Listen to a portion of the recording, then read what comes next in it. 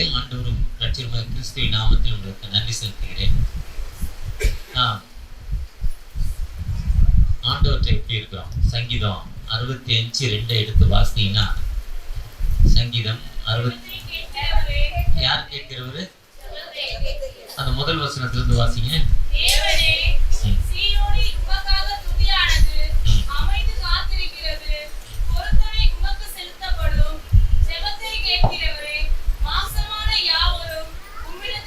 ஜெபத்தை கேட்கிறவரே, லிசன் தி லார்ட். ஆண்டவர் நம்ம ஜெபத்தினா லிசன் பண்றாரு. பொதுவா செல்லு, இப்போ எனக்கு ரொம்ப பிராக்டிக்கலா அந்த புயல் செல்லு 2 நாள் ஒர்க் பண்ணல. எனக்கு சார்ஜ் இருந்துச்சு, ஆனா என் செல்லு என்ன பண்ணல. நீங்கள் தொடர்பு கொள்ளும் தொடர்பு வெளியில் இல்லை, தொடர்புக்கு வெளியில் இருக்கிறார். தொடர்பு கொள்ளும் நபர் உங்களுடைய அழைப்பை ஏற்றுக்கொள்ளவில்லை, சுவிட்ச் ஆஃப் செய்யப்பட்டிருக்கு. அவர் என்ன பண்ணியிருக்காரு? ஆஃப் பண்ணி வச்சிருக்கிறாரு. இதுதான் 2 நாள். அதே மாதிரி நம்ம தண்ணிக்குள்ள இருந்தோம்னா அவங்க யாரும் நம்மள என்ன பண்ண முடியல. எப்பா எப்படி இருக்க? தண்ணி போயிட்டா நம்மள அவங்க என்ன பண்ண முடியல, கேட்க முடியல. இங்க நீங்க எப்படி இருந்தீங்களோ தெரியல. நான் எங்க கம்பெனியை சுற்றி கிட்டத்தட்ட இது கம்பெனி ஆர்டர் முதல் இவ்வளவு தண்ணி, கம்பெனிக்குள்ள இவ்வளவு தண்ணி. ஒரு பேசிக்கிட்டே இருந்தேன், கட் ஆகிட்டு திரும்ப கூப்பிடுறேன், அவ்வளோதான். அந்த பேசுறது கிடைச்சிருந்தா ஒரு 10 லட்ச ரூபா மிச்சமாயிருக்கும் வித்தின் 1 செகண்ட்ல.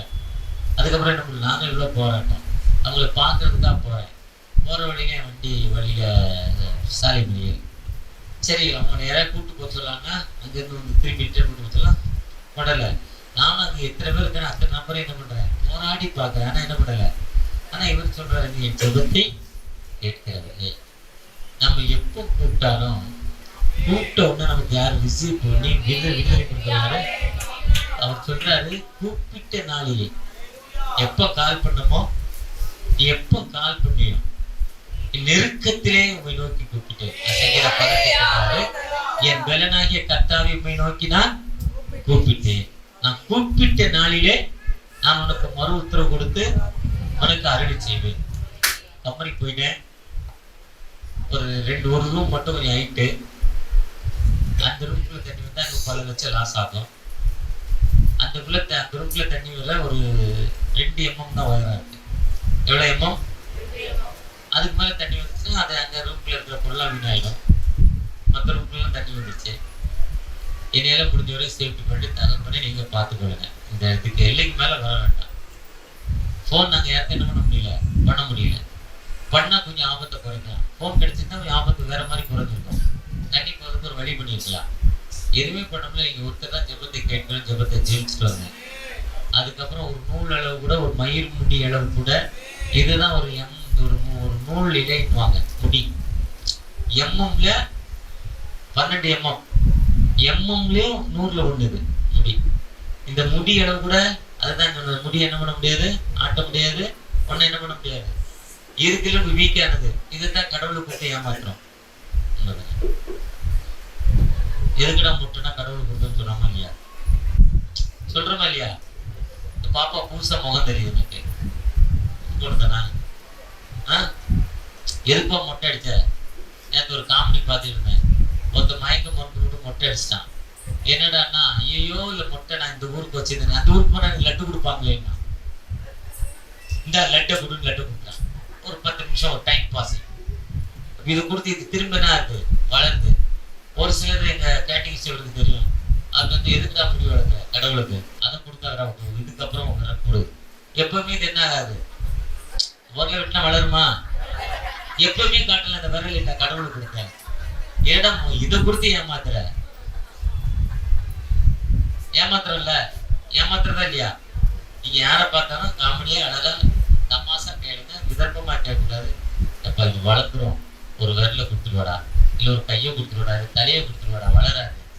நம்மளுக்கு நன்றி செலுத்துறது எப்படி நன்றி செலுத்துறோம்? அந்த நன்றியை அவர் கேட்கல. எந்த நன்றியை கேட்கல? அவர் நம்ம ஜெபத்தை கேட்கிறவர். ஜெபத்தை எப்பவுமே நம்ம எப்பெல்லாம் கால் பண்ணமோ அப்பெல்லாம் நமக்கு விடுதலை கொடுக்கிறது. அந்த ஜெபம் பண்ணிட்டு வெளியே வந்தேன். நான் கஷ்டப்பட்டு தான் வீட்டுக்கு வந்தேன். ஆனா அதுக்கப்புறம் ஒரு பிட்டு அழிவு இல்லை, அதுக்கு மேல தண்ணி வரல. கட்டுப்படுத்துகிற ஆண்டவர் எதையும் விசுவாசித்தால் தேவனுடைய மகிமை அவர் நாளாக்காமல் உன்னை கீழாகாமல் உனக்கு விரோதமாய் உருவாக்கப்படும், உனக்கு ஒரு வழியாய் வருவார்கள். ஒரு கூட உன் கூட சண்டைக்கு வந்தா நம்ம சண்டை போடுவோம். தோத்திர ஆண்டவரே மட்டும் சொல்லுங்க. அவன் பண்றதா அநியாயம், அவர் பண்றதா அநியாயம், வீட்டுக்காரர் பண்றதா அநியாயம், அம்மா கூட சேர்ந்து உனக்கு சோறு போட திட்டுறாரு அநியாயம். தோத்திர ஆண்டவரே அவன்கிட்ட போய் டேய் உன்னை பிடிச்சிட்டு வந்தேன், லவ் பண்ணேன், உன் கூட வந்தேன், நீ இடம் அம்மா கூட சேர்ந்து சோறு போடாம, அதெல்லாம் சொல்லாது. சொல்லவே தோத்திர ஆண்டவரேன்னு சொல்லி நீயும் இஷ்டத்துக்கு கடவுள் இஷ்டத்துக்கு கொடுக்கல. காத்திருந்து எனக்கு ஏற்ற துணையை கொடுறா, ஆண்டவரே எனக்கு ஏற்ற துணையை கொடுறான்னு காத்திருந்தா ஏற்ற சூட்டபிள் பர்சன் கிடைச்சிருக்கோம். நீ ஏன் செலக்ட் பண்ணிட்ட? கஷ்டம்தான், ஆனாலும் ஒப்பு கொடுத்துருங்க, அவரை மாற்றிக்கிறாங்க. நம்ம வெயிட் பண்றது இல்ல. கர்த்தருக்கு காத்திருக்கிறவர்கள் புது பலன் அடைந்து எந்த இடத்துல இருக்கு? எந்த இடத்துல இருக்கு? நல்லா சொல்றீங்க. எந்த இடத்துல இருக்கு? நீங்க பாஸ்டர்மா எந்த இடத்துல இருக்கு? ஏசாயா எல்லாருமே வசனம் சொல்லுங்க. ஒரு சிலர் பண்டிகை ஏசாயா 40 யாருக்கா வெயிட் பண்ணணும்? பஸ் ஸ்டாண்ட்ல யாருக்கா வெயிட் பண்ணுவோம்? பஸ்ஸுக்கு இங்க யாருக்கா வெயிட் பண்ணணும்? கர்த்தருக்கா வெயிட் பண்ணணும். பாஸ்டருக்கா வெயிட் பண்ண கூடாது. யாருக்கா வெயிட் பண்ணணும்? கர்த்தருக்கு புது பலன், நியூ ஸ்ட்ரென்த் வரும். அதாவது இப்போ எனக்கு சுகர் திடீர்னு லோ ஆயிடுச்சுன்னா ஒரு சாக்லேட் வாயில போட்டேன். ஒரு சாக்லேட் வச்சிருந்தாரு, அது எமர்ஜென்சி ஒரு சாக்லேட் எடுறான்னு ஒரு 40% போட்டேன். புது தப்பு வந்துச்சு, நியூ ஸ்ட்ரென்த் வந்துச்சு.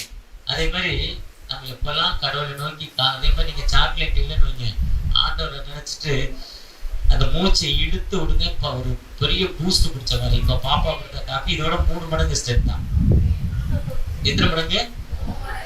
அதுதான் ஆண்டவர். எப்பவுமே ஆண்டவருக்கு காத்திருக்கிறப்போ ஆண்டவர் வந்து எப்பவுமே நம்மளை என்ன பண்றதில்ல, கைவிடுறதில்லை. அவர் நம்மோடு கடந்து வந்த ஆண்டவர்.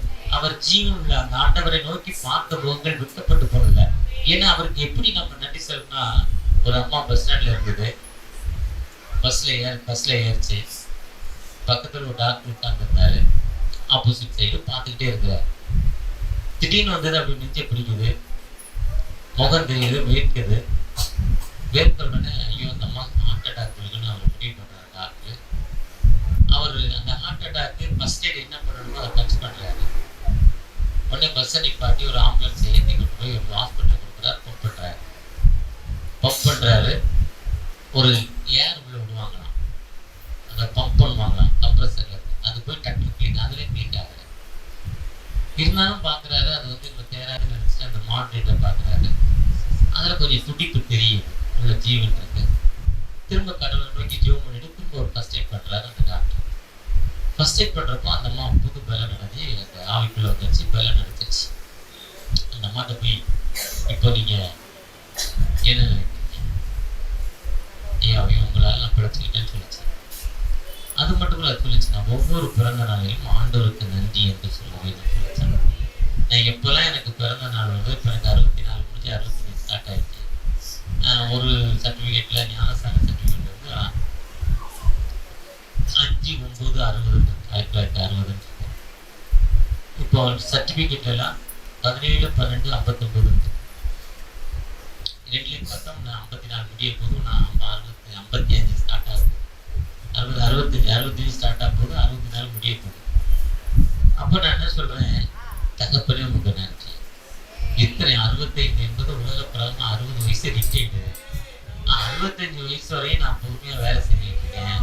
என்னோடு கடந்து வந்திருக்கீங்க, உங்களுடைய கிருபை என்னோடு இருந்திருக்குப்பா. இத்தனை நாட்கள் பிறப்பில் முதல் 70, அதுக்கப்புறம் 80ங்கிற சொல்கிற பிரகாரமா எனக்கு மோசைக்கு 70-80 வரை என்ன பண்ணலை, கண் 120 வரை கண் இருளாகலை. 80க்கு அப்புறம் தான் நியூ ஸ்ட்ரென்த்தே வந்தது. மோசைக்கு எப்போ நியூ ஸ்ட்ரென்த்னா ஆஃப்டர் 80 தான்.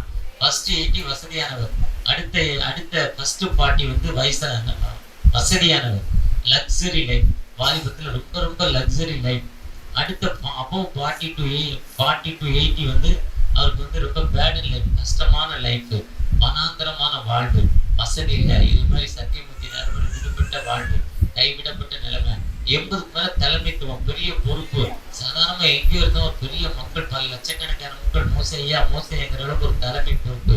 ஆனா அது 80க்கு அப்புறம் ஒரு கண்கள் வந்து கண்ணாடி போடல, அவர் ட்ரெஸ் அழுக்காகல, காலில் செருப்பு தேவை, புதுமை கொடுத்தீங்க. எனக்கு 65 வரை கொடுத்துருக்கீங்கப்பா, நான் நன்றி சேர்த்து அந்த அம்மா சொல்லிச்சேன். எப்பவுமே நன்றி செலுத்துற பிள்ளைல இப்போ இந்த வந்து பொதுவாக அந்த அட்வென்ட் வந்துருக்கிறோம். அட்வென்ட்னா கிறிஸ்துவின் வருகை. கிறிஸ்துவின் வருகைனா கிறிஸ்தவர்களுக்கு ஒரு புதிய ஆண்டு. 21/12 இருந்து இப்போ ஒரு புதிய ஆண்டு நமக்கு கொடுத்துருக்காங்க. இயேசு பிறப்பு வந்து நமக்கு ஒரு புதிய ஆண்டு. அதே மாதிரி உலக பிரகாரமா 24/1/24 புதிய ஆண்டு. இந்த புதிய ஆண்டுக்குள்ள போக போற நீங்க எல்லாரும், ஆண்டவரே எனக்கு எத்தனை நன்மைகள் செய்திருக்கீங்கப்பா, நமக்கு எவ்வளவு நன்மை செய்ய போறோம், எத்தனை கிருபை கொடுத்திருக்கீங்க, நன்றி தகப்பனே, நன்றி தகப்பனே. எத்தனை பேருக்கு நம்ம நன்றி சொல்ல போறோம், ஆண்டவருக்கு எவ்வளவு முறை நன்றி சொல்ல போறோம். ஒருவேளை அதுதான் அந்த நன்றியை நினைக்க ஆண்டவர் அந்த நன்றி என்பது பிரைஸ் எப்பொழுதும் சந்தோஷமாயிருங்கள், இடைவிடாமல் ஜெபம் பண்ணுங்கள், எல்லாவற்றிற்கும் திரும்பி பாருங்க. எத்தனை கஷ்டம் இருக்கு, எத்தனை ஒன்றும் இருக்கு.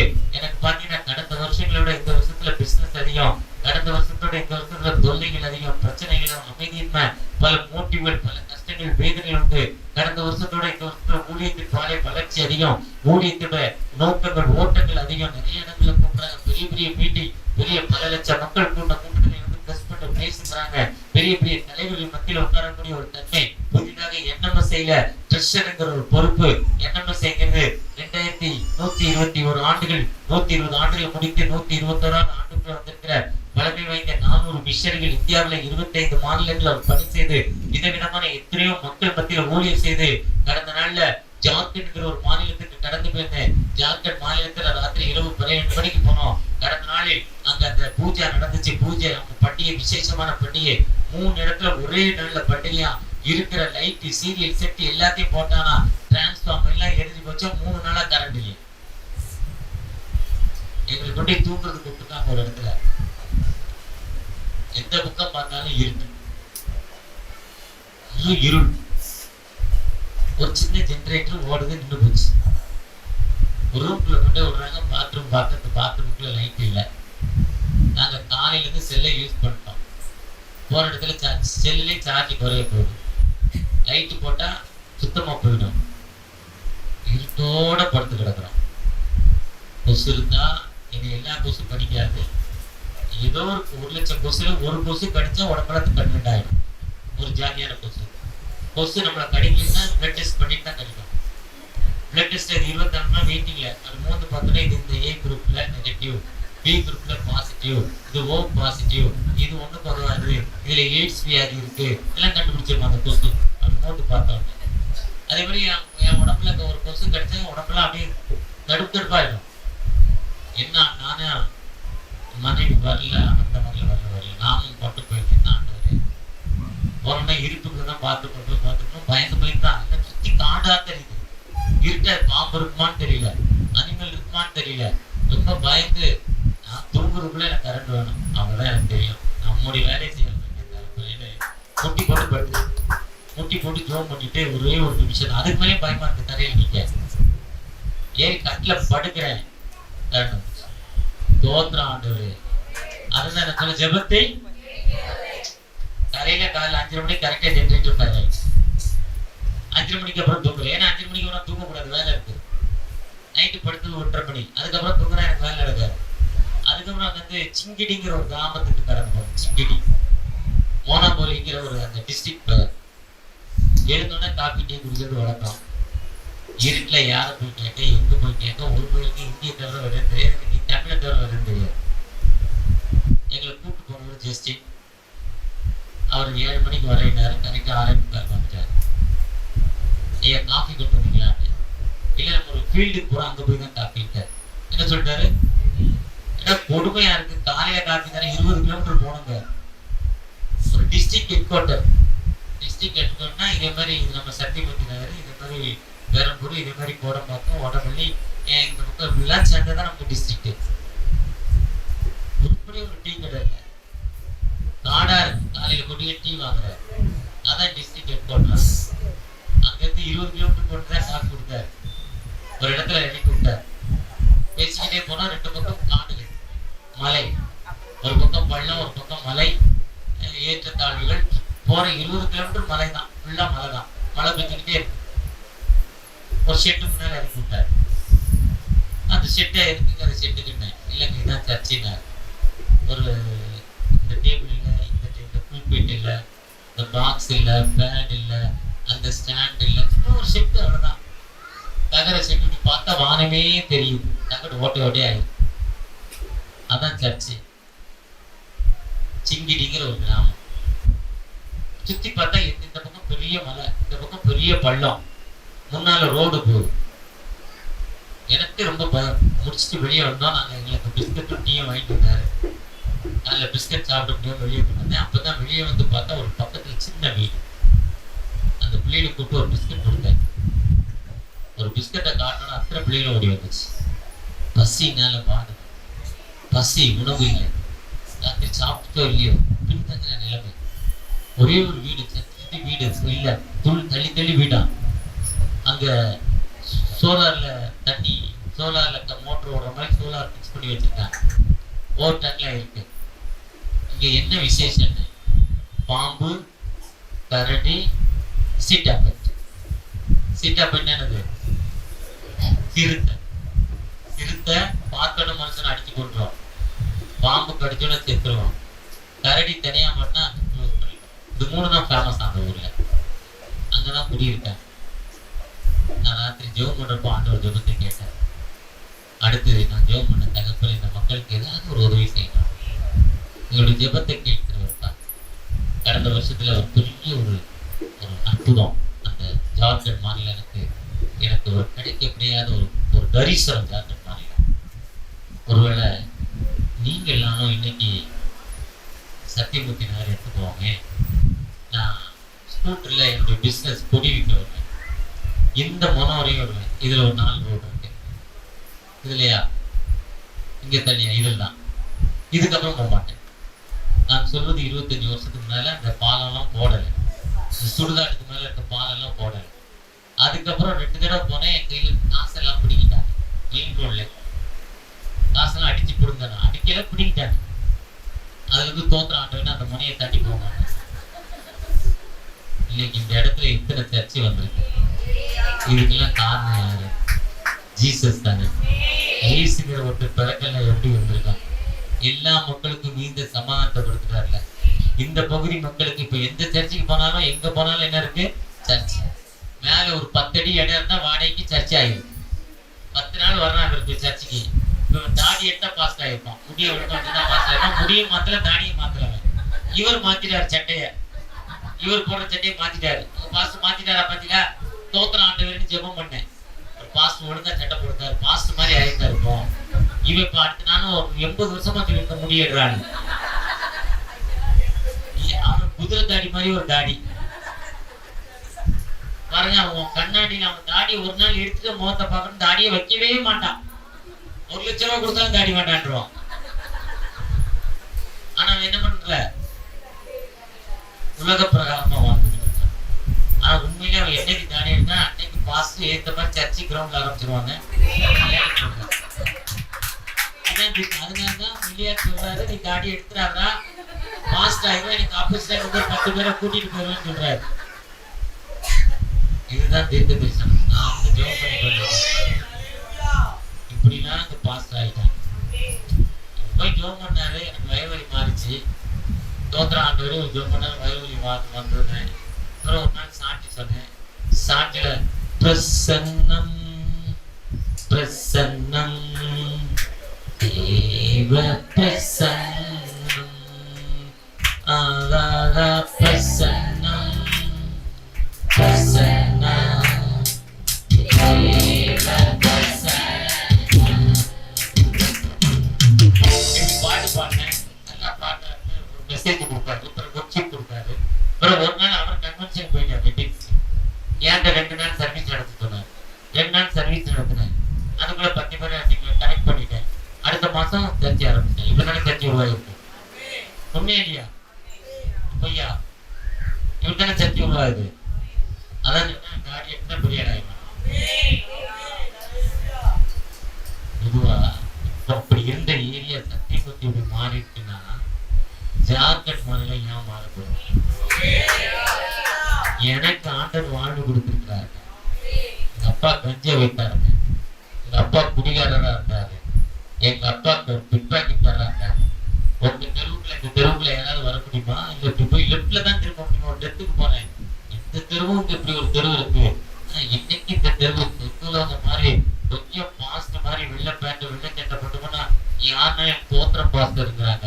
அப்படி உட்கார்ந்துருக்க லேடி சேரிய இழுத்து போட்டு ஐயா தோத்துறது காலை மடக்குது. உட்கார்ந்துருக்க ஒரு பெண்ணான பொண்ணு ஏமாட்டா அவன் எங்க உள்ள கேட்டா இன்னைக்கு எப்படி இருக்கு, சேரிய இழுத்து விட்டு தோத்துற பாஸ்டர் ஏமா பக்தியா சொல்லுது. இந்த அளவுக்கு கிறிஸ்தவம் வளர்ந்துருக்கு, நம்மள மனுஷனாக்கி இருக்கு. எவன்டா அவங்க வந்ததுன்னு அவங்க சென்னை பாசையில திட்டி அடிச்சு வரட்டதை விட இன்னைக்கு தோத்திர பாசம் எழுந்து நின்று ரோட்ல தாங்க சோறு போகுது, ரோட்ல தான் குடும்பம் நடக்குது. ஆனா எழுந்துன்னு தோத்த தூக்கிட்டு தள்ளி வழி கொடுக்குதுங்க. இவ்வளவுதான் வழி, தள்ளி போங்கையா நீங்க போங்கையான வழி யாருன்னே தெரியாது. அந்த மக்கள் ஒரு தன்மைக்கு வந்திருக்காங்கன்னு அது யாரு? ஏசுங்கிற ஒருத்தர். அவருக்கு நம்ம நன்றி சொல்ல வேண்டாம். அதே மாதிரி நன்றியின் பலி என்பது நன்றி என்று பாடினா போறாது, 6-8 ஆடினா போறாது. அந்த நன்றியின் பலி நாம் பிறருக்கு எப்படி அறிவிக்கிற மக்களாய் காணப்படுகிறோம், பிறருக்கு பொறிக்கிற மக்களாய் எப்படி காணப்படுகிறோம். இயேசு கிறிஸ்து பிறந்தது எல்லா மக்களுக்கும் மிகுந்த சந்தோஷம். சத்தியமூர்த்தி நகருக்கு மக்களின் மட்டும் இல்ல, அந்த இடத்துல ஒரு ஊர் மறந்துட்டேன், இங்க பெரம்பூர் மங்களபுரம் அந்த அம்பேத்கர் சிலை அங்க உள்ள இருக்க காட்படாக்கு மட்டும் இல்லை, நேரே போனா அந்த ஜீவா ஸ்டேஷன் பேக் சைடு தண்ணிகாபுரத்துக்கு மட்டும் இல்லை, அந்த ஆர்பார் ஓரமா இருக்கிற ஸ்லம் ஏரியாவுக்கு மட்டும் இல்லை, எல்லா மக்களுக்கும். நம்ம வெளியே இருக்கோம், ரோட்ல இருக்கோம், நம்மளை பத்தி தெரியுது. வீட்டுக்குள்ள இருந்து எவ்வளவோ பங்களாக்குள்ள இருந்து அக்கிரமம் பண்ணிட்டு இருக்கான், அவனுக்கு தெரியாது. அவனுக்கு விடுதலை கொடுப்பதற்காக எவ்வளவு மக்களுக்கு நம்ம பின்தங்கின நிலைமையில இருந்தோம். சென்னையில இப்படிப்பட்ட மக்களுக்கு இப்படிப்பட்ட வாழ்வா? இன்னைக்கு ஃபாரின்காரங்க அந்த மிஷனரிஸ் வந்து ஆச்சரியப்படுறாங்க. இப்ப கிறிஸ்துமஸ் காலத்துல வந்தா ஒரு பிளாட்ஸ்ல 300 வீட்டுல கிட்டத்தட்ட ஒரு 80-100 வீடு ஸ்டார் தூங்குறா. எவ்வளவு மக்கள் மாறி இருக்காங்க, விடுதலை கிடைச்சிருக்கு. அந்த விடுதலை கொடுத்தது ஆண்டவர் அல்லவா? அந்த ஆண்டவர் நமக்கு வாழ்வு கொடுத்திருக்கிறாரா? அப்படிப்பட்ட ஆண்டவர் நம்மோடு கடந்து வந்திருக்கிறாரா? அந்த ஆண்டவரை நம்ம என்ன பண்ணணும், பிறருக்கு சொல்லணும். சொல்றது என்பது நன்றி என்பது வெறும் நன்றி இல்ல. அந்த அம்மா சொன்னாங்க, என்ன சொன்னாங்கன்னா, ஒவ்வொரு பிறந்த நாள்லயும் இந்த டாக்டர் போய் தோத்துறோம், நன்றி ஆண்டவர். டாக்டர் நீங்க இல்லைன்னா நான் என்ன பண்ண முடியாது. ஒருவேளை நம்ம ஒவ்வொரு நாளும் ரட்சிப்பை பெற்றுக்கொண்ட நீங்கள் நானும், வியாதியிலிருந்து விடுதலை பெற்றுக்கொண்ட நீங்கள் நானும், ஆண்டவருக்கு நன்றி செலுத்துற பிள்ளை, ஆண்டவருக்கு அன்பு செலுத்துற பிள்ளைகளா நீங்கள் நானும் வாழ்றப்போ ஆண்டவர் எப்பவுமே நம்ம ரட்சிக்கிறாங்க. இந்த முடியாத நிலைமையும் கடந்த வாரத்துல எனக்கு பயங்கரமான பிரச்சனை மீன்ஸ் பலவீனம். ஒரு பக்கம் தண்ணினால 4 நாள் வேலை இல்லைனாலும் வேலை எனக்கு டபுள் வேலையாயிட்டு. தண்ணியில் இருக்கிற பொருளை வெளியே எடுத்து, கழுவுன பொருளை தூர போட்டு, இடத்த சுத்தம் பண்ணி, ஆட்களை வேலை வாங்கி, டென்ஷன் ஆகி, போன் கிடைக்கல, பலவித டென்ஷன். 10 கிலோமீட்டர் தூரத்துக்கு 26 கிலோமீட்டர் சுற்றி போய் பயங்கரமான கஷ்டம், வேதனை, அமைதியின்மை. அந்த அமைதியின்மையில டென்ஷன் ஆகி எனக்கு பலவீனங்கள்லாம் வந்துச்சு. இதனால ஆண்டவர் கண்மணி போல எனக்கு டிசம்பர் 17ஆம் தேதி என்னுடைய பிறந்தநாள் என்னுடைய சர்டிஃபிகேட்ல இருக்கு. அன்னைக்கு நான் ஒரு சர்வீஸ்க்குமே போறேன். பிறந்தநாள் கேக் கட்டிங் யாருமே கேக் வெட்டது கொஞ்சம் கவலை எனக்குள்ள இருந்தது. நான் பல வருஷம் அதை 60 வயசு வரை நினைக்கவே இல்லை.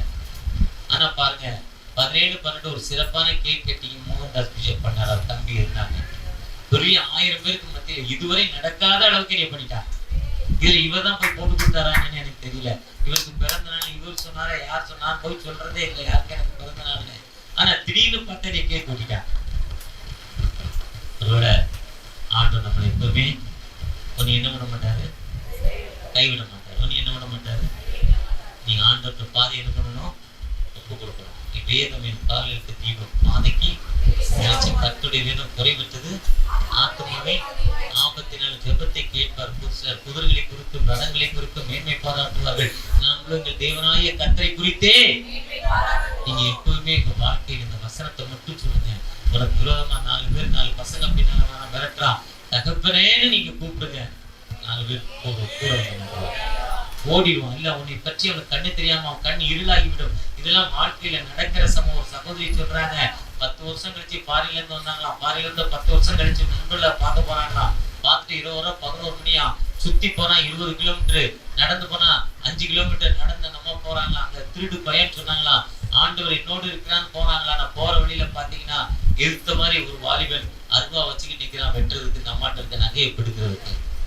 நம்ம அப்படியே நின்னாங்க, ஜெபிச்சாங்க, ஜெபிச்சுட்டு போனாங்க. வீட்டுக்கு போயிட்டாங்க. அடுத்த நாள் பேப்பர்ல வாசித்து அதே இடத்துல அதே டைமுக்கு இன்னொரு பெண் கொலை செய்யப்படுகிறார். பிடித்த கொலை செய்த மனிதன் 10 பேரை பிடிச்சி போலீஸ் ஸ்டேஷன் வச்சிருக்கு. இந்த பெண் போலீஸ் ஸ்டேஷன்ல போய் அந்த யாருன்னு காட்டுக்கு முகத்தை பார்த்தா இவங்க முன்னால யாரு கட்டி வச்சுதான் அதே மகன் இருக்கான். அப்போ அவனோடு சில நிமிடங்கள் பேசணும்னு இப்ப இந்த பெர்மிஷன் வாங்கி பேசினாங்களாம்.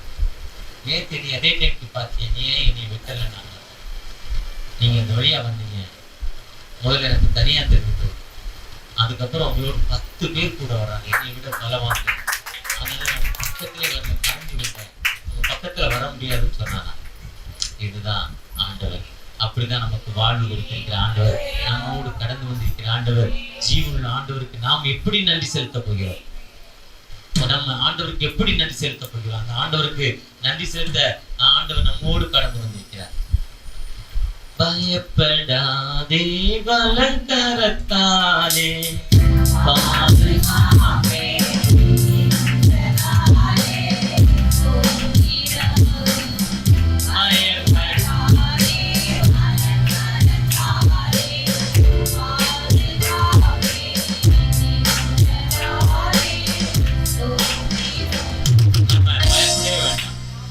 கர்த்தர் நம்மோடு இருக்கிறார். அவன் நம் தேவன். நம்மை விட்டு விழுவதில்லை. அந்த உயிருள்ள தகப்பன் நம்மோடு கடந்து வந்திருக்கிறார். பாஸ்டர்மா நல்லா இருக்காங்க, நான் நல்லா இல்லைன்னு நினைக்காதீங்க. அந்த சகோதரி நல்லா இருக்காங்க, நான் நல்லா இல்லைன்னு நினைக்காதீங்க. ஏன் ஏதோ குறை இருக்கு, அந்த குறையை நீங்க சரி பண்ணுங்க. குறை உங்களுக்கு தெரியாது. என் கண்ணில் உள்ளத்தை என்ன பண்ண முடியாது. என் முதுக பார்க்க முடியுமா?